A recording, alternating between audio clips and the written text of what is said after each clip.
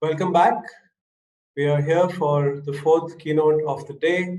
The title of the keynote is Moving Towards Competency Based Education.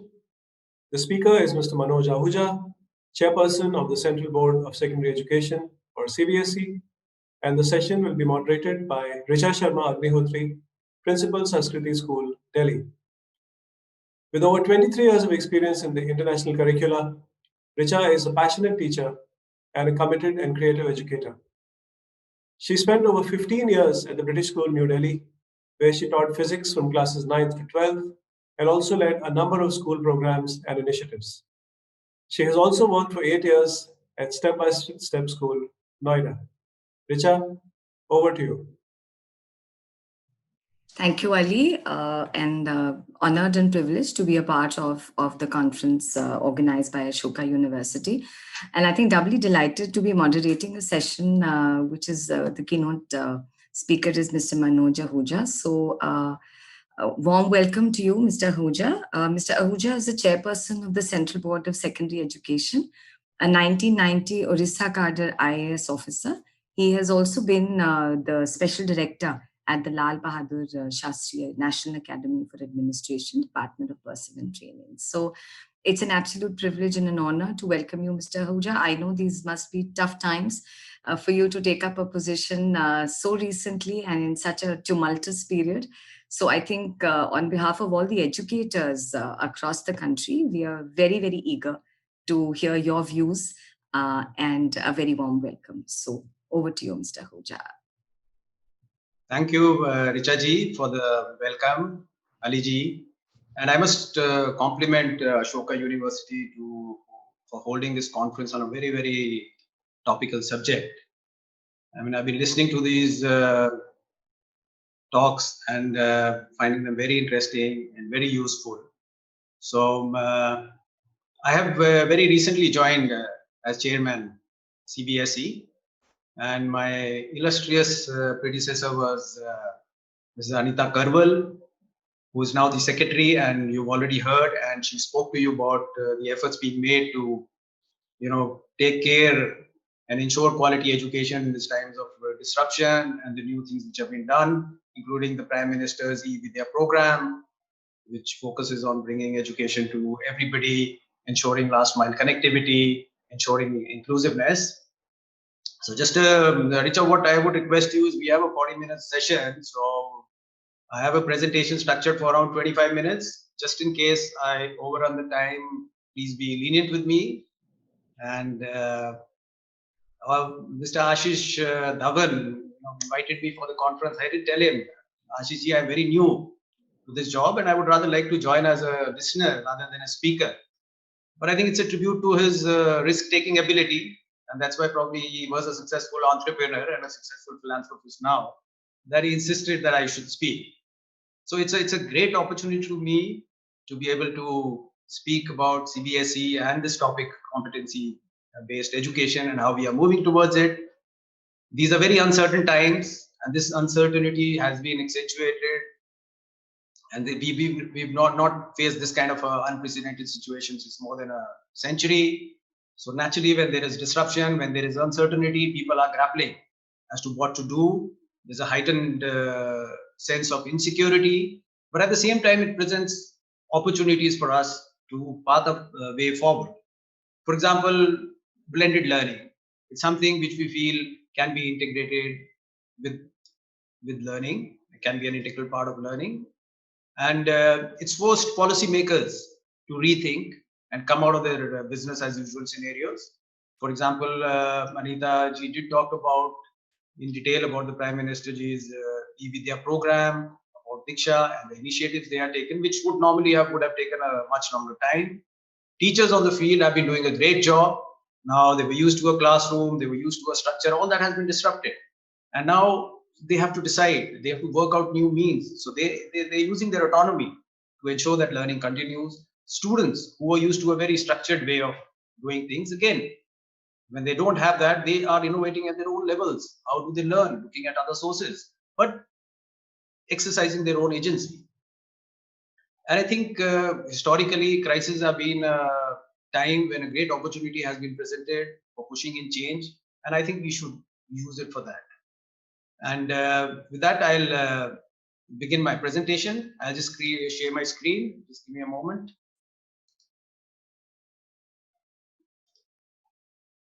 Yeah. Yeah, I hope that is visible. Okay, let me start with a small circular which CBSE issued.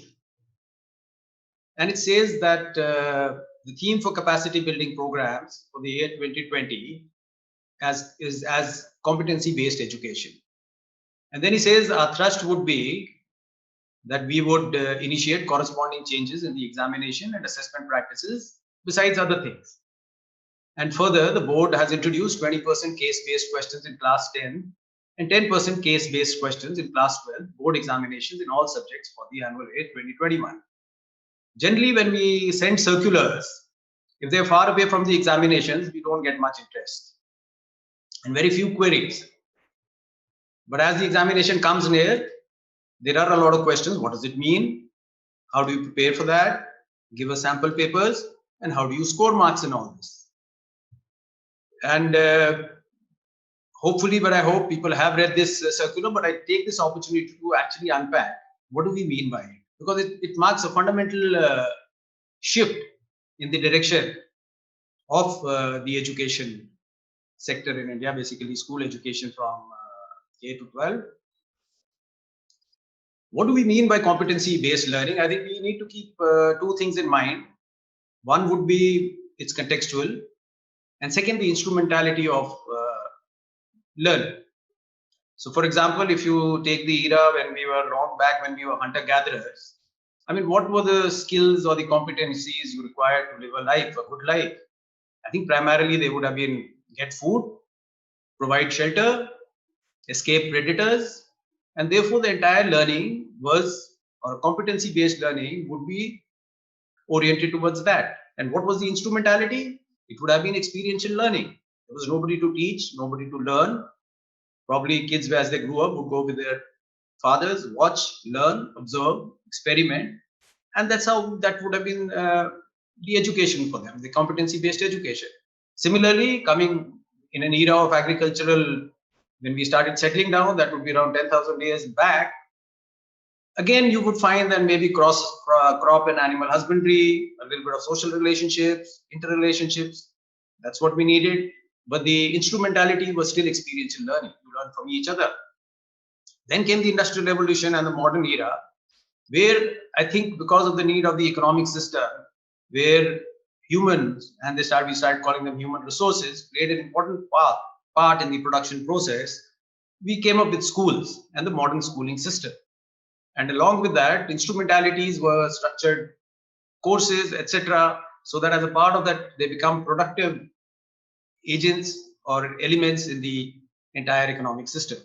And finally, now we are talking about 21st century competencies, and take from Yuval Hariri, the 4 competencies he mentions: critical thinking, creativity, communication, collaboration.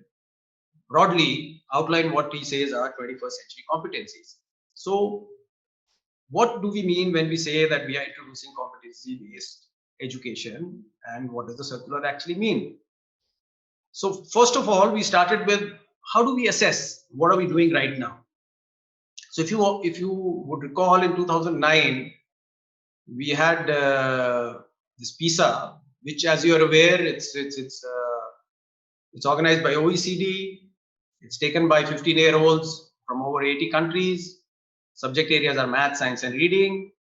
And we fared quite poorly, in fact. Amongst a lot of countries, we were towards the bottom. And the testing approach or the assessment approach of PISA is that it focuses on conceptual understanding of students to the extent that you can capture it in a written examination. So it focuses on conceptual understanding and not bookish knowledge, not teaching to a test, not mugging up concepts. Talks about practical applications. So the competencies you're learning should have a practical application in your life and not on theoretical questions. Talks about multiple competencies and not a single concept. So you look at it in a holistic manner. It won't help if you just mug up single concepts. and regurgitate them in an exam, and also talks about systemic assessment rather than a test of an individual child. We look at it not as an assessment of a system, which indirectly it does throw light on that, but as a very strong feedback. And if we say that we are going to impart our students with 21st century skills, then we have to understand that right now our schooling system focuses more on what we all say examinations, rote learnings, rather than this. And by competency based education, this is what the direction we plan to go to, or we are intending to go to. Now, what would be the, let's say, hook on which we are hanging CBE? I think something very fundamental to this is learning outcomes. Learning outcomes in the sense that they should be observable, they should be measurable, and help students, teachers, and larger community in improving the overall education experience. And as I mentioned, central right to education rules have been amended on 20th February, which includes reference on class-wise, subject-wise learning outcomes. And one must hand it over to the National Achievement Survey of 2017, which tested students in grade 3, 5, 8 on learning competencies, or learning outcome, following a learning outcome based approach. And it did bring this into the common domain of discourse, learning outcomes. So having said that, we're talking about competence-based education. I told you how we performed in PISA, and then we are hanging our hat around the learning outcomes-based approach. So this is one example which I would like to spend some time on and trying to explain what do we mean by that. We talked about grade-wise, chapter-wise learning competencies. So if you see this graph, I mean, since there was so much of information, it was very difficult to compress it in a meaningful manner. So I'll help you in interpreting it. What you find on the screen on the left, a code represents a code for each child, and each row is his performance. Each row is a performance, represents a single child, and his performance in different micro concepts is given in each column. So if you see on the top, there are different micro concepts or concepts in learning in numeracy, and the child's performance is shown in that. Yellow means he is performing well, whereas black would mean absence of that micro concept. So let's try and interpret this graph. So towards the left, where it's all yellow, these are grade 1 kind of competencies, and we are talking about now students in grade 3. In the middle are grade 2 competencies, and towards my right are grade 3 competencies, which a child studying in this class should normally know. Now we find that for a child who's presently in grade 3, he's quite familiar with grade 1 competencies as enumerated in each column, except some children on some micro concepts, which are isolated black boxes. Now look at grade 2. One thing which stays you in the face is that certain columns are fully blank. This is this column, another column here, and another column here. And mind you, these are children in grade 3.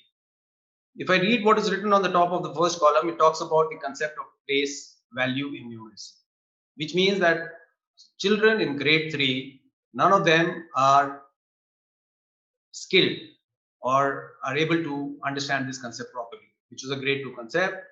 We also see that word problems of addition, they're not familiar. Word problems in subtraction, they're not aware. Then the grade 3 competencies which these students should have been proficient in are mostly blank. So this is using learning outcomes to assess students or children, and this is the picture which is presented to us. What I want to draw your attention is, and if you're using a observable and measurable learning outcome approaches, it gives a lot of indication that maybe certain concepts like place value, because they were not picked up by children in grade it has a long-term impact and is affecting learning in grade 3. Thus, it becomes a very, very important concept which is affecting learning subsequently. Similarly, when you're talking about addition and subtraction in word form, the children are not familiar or don't perform well in the concept, which again implies that perhaps foundational reading is a skill which the children are not well versed in and that they are failing in it. So this kind of a learning outcome map is actually very helpful for the shift we are trying to bring in, and gives us these fundamental outcomes and benefits. One, for a child, it can serve like we have a GPS system. You know where we have to go. Your directions are known. You know which places you are and where you want to reach. So it serves as a GPS for education. You know where the child is, where he is going. Second, I think an important aspect is learning gaps in the initial stage are cumulative. And you would have known that in the draft new education policy, there has been a mention of a national foundation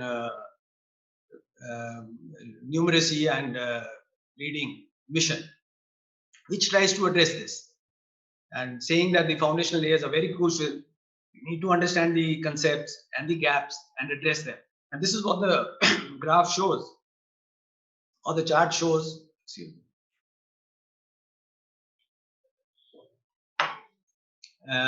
This shows that some gaps in the early stage years are going to have a cumulative impact on later learning, and you can't correct it back. You can't go back into time and correct it. Third is, if you need to address them, we need to actually, in an active manner, identify them. And these gaps, the teachers may be aware of in the class, but they're not explicitly shared common knowledge. They're not discussed, they're not shared, they're not researched, and we are not finding out ways to address them. So knowing them would also enable the teachers to address these issues. Now, what can be done? I'll just share a small example which has been done with the help of Step, educational initiatives. Once you identify that there is a problem, so first is, how do you find out about these learning outcomes and concepts? You can find out in certain common mistakes which children are making. So towards, again, this is a full slide, so a lot of information, so I'll take you through that. So you can give them problems to solve. Here's a simple addition problem. You find a lot of children get it wrong. So that's the mistake they are making. Where is the mistake they are making? When they're adding 9 plus 2 and putting it as 11, right? That's what they had learned earlier. And then 4 and 3, they're adding, putting it 7. So getting 711 instead of another figure which should have been here. And why is the mistake happening? Because when they were taught single digit or small additions, there's a certain way the brain was processing it, that algorithm which was there in that mind. And that same algorithm is making them do this mistake. And that's why you see they would add 49 and 32 as 711. So now once you understand that, you understand the concept behind it, and then you can correct the mistake through a certain activity. And this is a small poster which was made to aid a teacher in the classroom to know where the misconceptions lie and how to address them. And he or she, a teacher, can correct this mistake using these posters. There are these posters are being made for nearly 190 concepts across grades 1 to 10. And these are universally available to ensure inclusivity. They're open source. Any school, any person, any child, any teacher can use it. The advantage is the teacher knows about these issues upfront. He's prepared for it. And therefore, even while teaching, he'll be teaching in a manner which students understand these things, knowing that these are difficult concepts for a student to understand. And it also helps us provide equipment and enables the teacher to use this material to address these misconceptions. So I think the narrative I am following is that we're talking about competency-based education or learning. And I said why it's fundamental or critical for the 21st century skills. Then I talked about why it's important to have a learning outcome approach tagged to it. And third, it helps us, how it helps us in understanding where should we focus on in the education sector, how do we enable everybody to work on it. And if I put all of this together, you would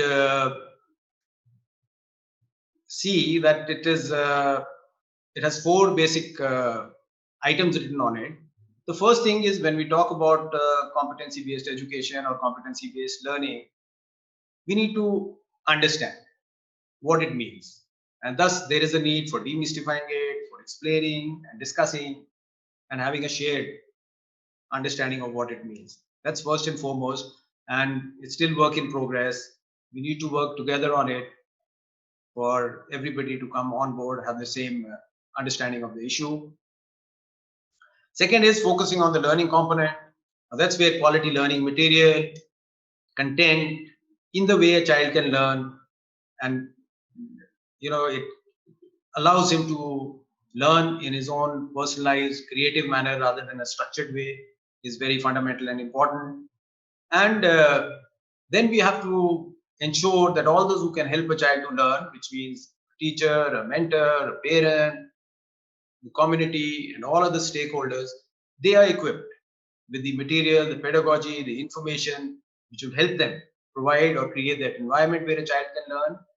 And finally, there's a need for having a sense or an assessment of how the child is doing, by which I don't mean tests and assessments in that manner, but even a parent or even a teacher in school through other activities would be able to gauge the achievements in these learning outcomes, and which needs to be integrated in our assessment system.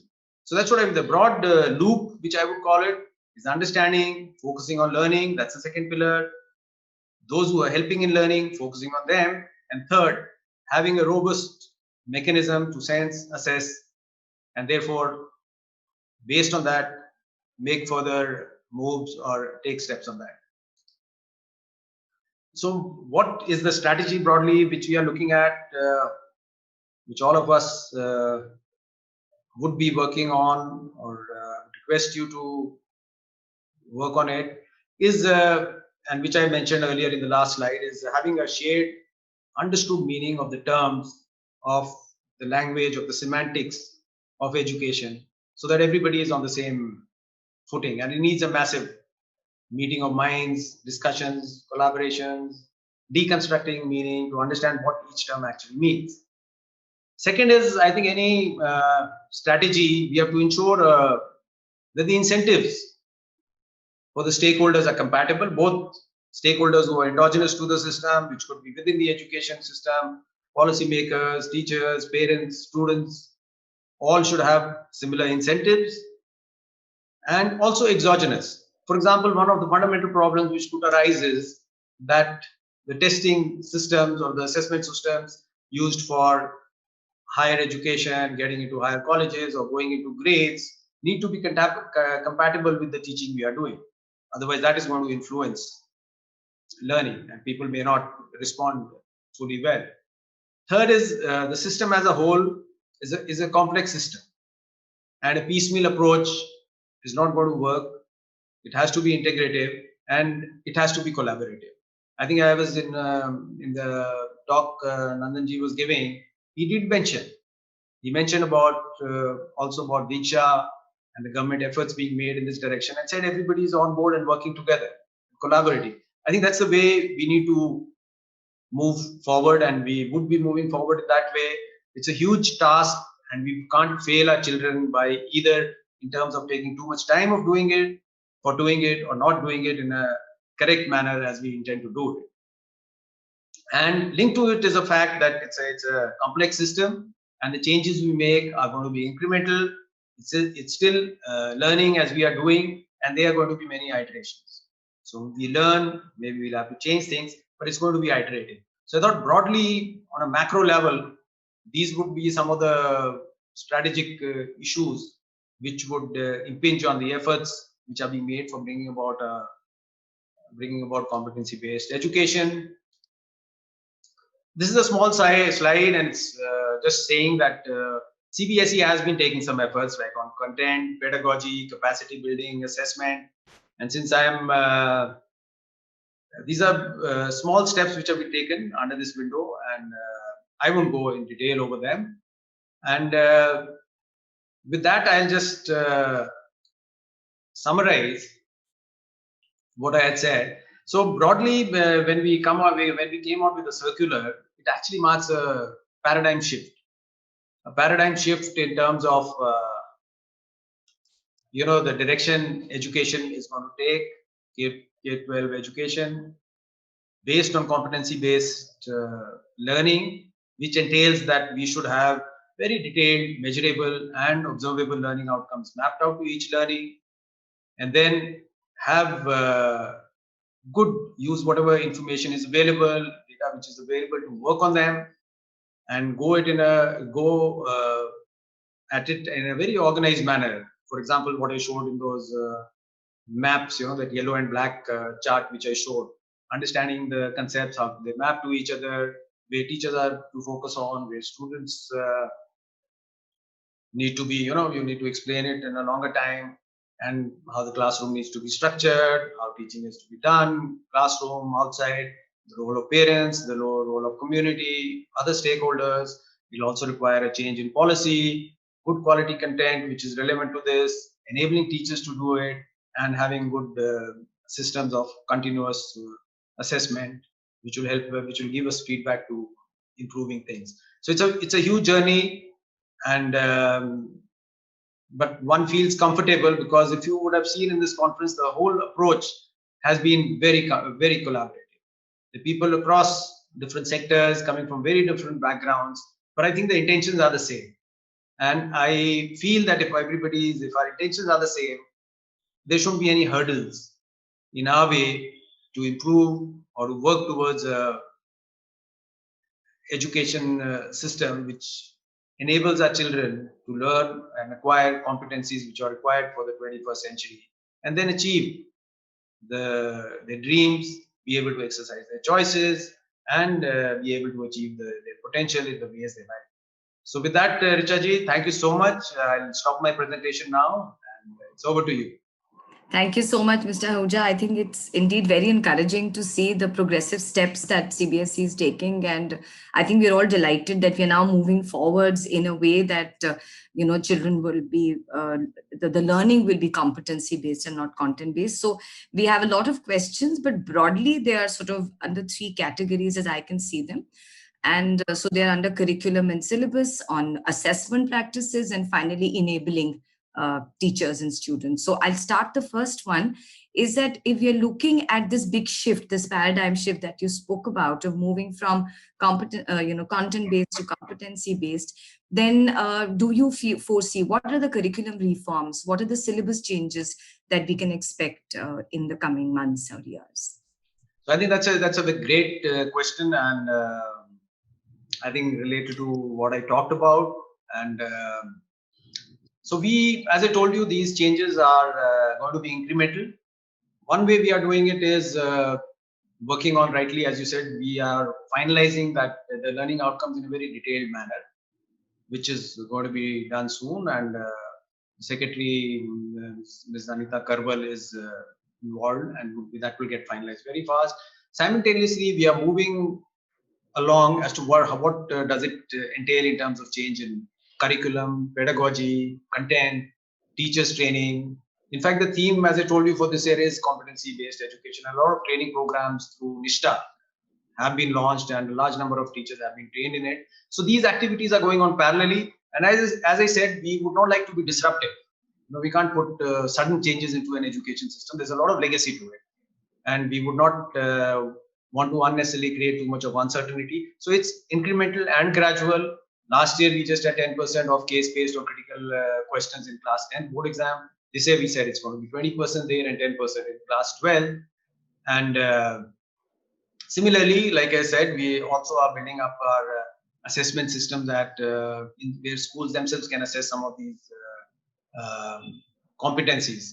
Because the board exam would kind of, it's just a small nudge in terms of the direction we are taking in the time in terms of what we are assessing. But the real approach should start from class 1, where should be the teachers, the parents, and small assessment mechanism where you are able to find out regarding the progress made by children in these competencies. So I think all these 4 pillars which I mentioned, work is going on and it's going to roll out. And like I said, it's going to be incremental.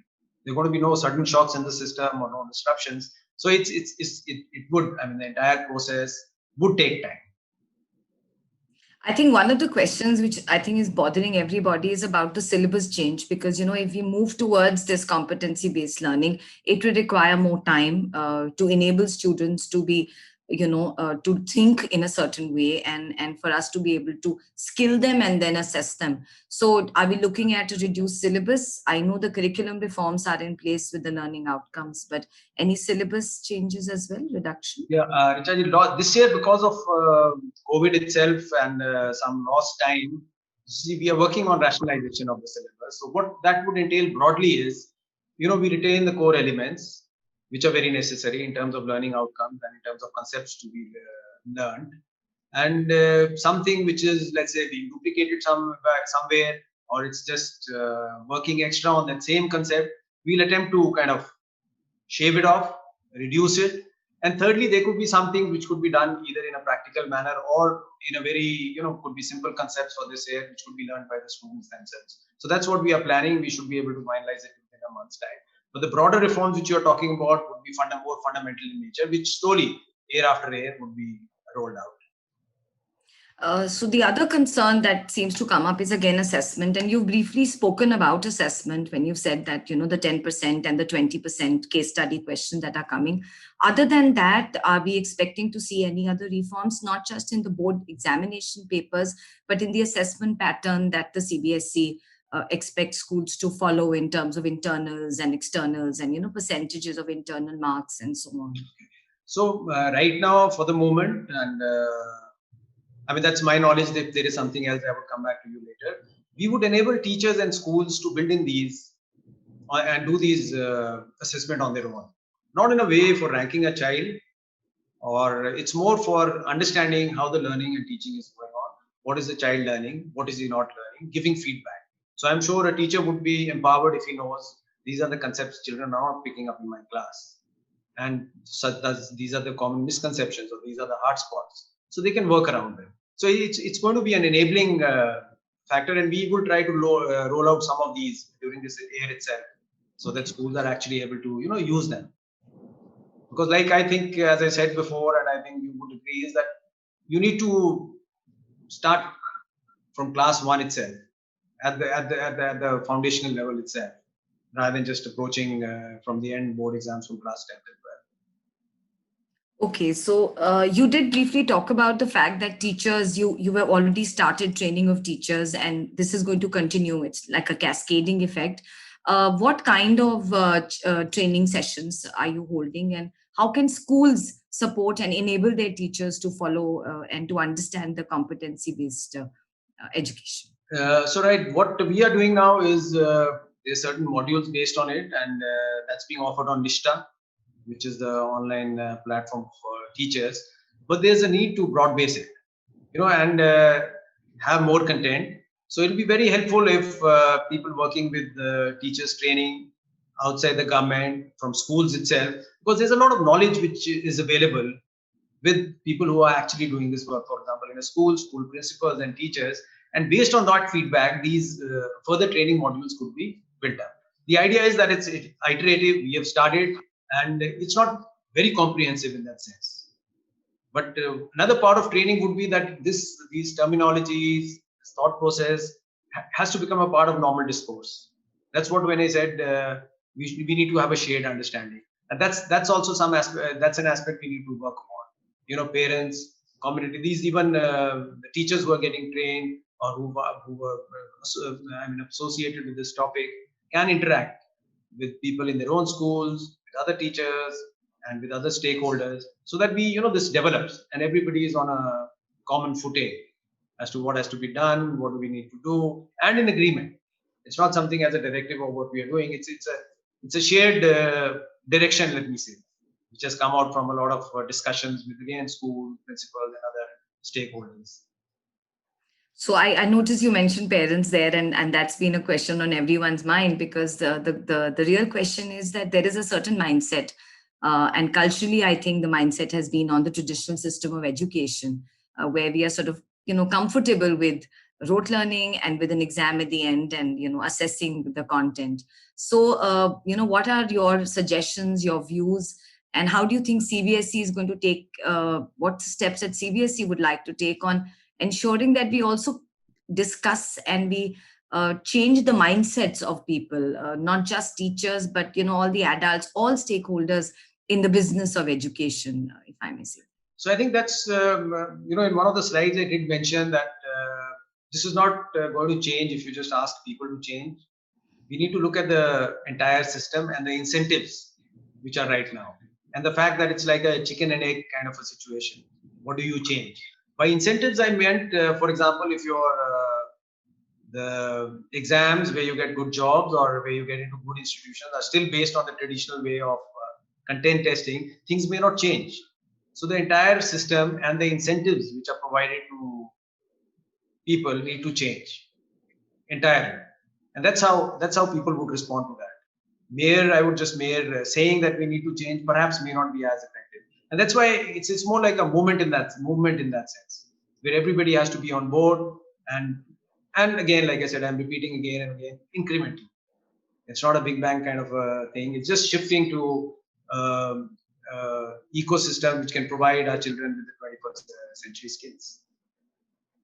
The other concern is that if the CBSE is moving towards competency based, and you've just talked about how jobs still require that grade or that percentage, then is CBSE or is the MHRD also in conversation with the higher education authorities to see how, if once we move forward in this direction, we take it up to higher education as well, in colleges and universities? It would be a necessity, and I'm sure right now, I'm not aware of that, but definitely it is going on.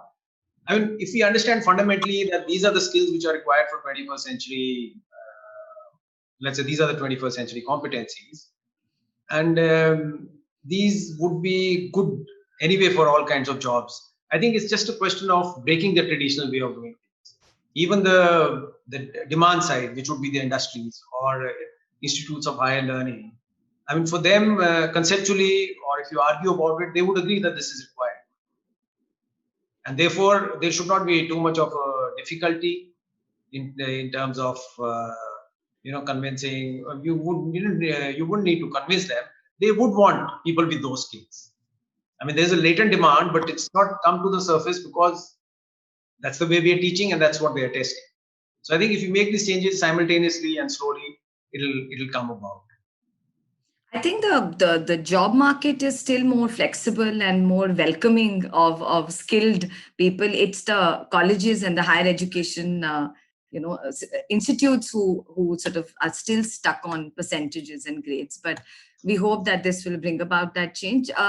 One question is about special needs, children with special needs and children with learning disabilities. If in a competency-based system, how are we going to accommodate and ensure that we can take care of all the learning gaps across classes? Thank you, Richa ji. I think that's something very fundamental and of a major area and a priority area for us. Both inclusiveness. I mean, what we are looking for is a system where which is not exceptional in nature. Like it doesn't produce exceptional kids. So then we are raising everybody up to a certain level, which means we need to reach the last child. We need to reach the last mile, and we need to have special focused attention on children with special needs. We will have to go in detail into it, but the way it is coming out or the way we would develop things would take care to ensure that it includes them. We would need understanding their special abilities. We would have to work on the content, on the pedagogies, on the assessment to ensure that there's no discrimination and they are able to access it as well as any other children with different abilities. The other concern is about the diversity of the country, because, the way India is, competencies are also fairly contextual.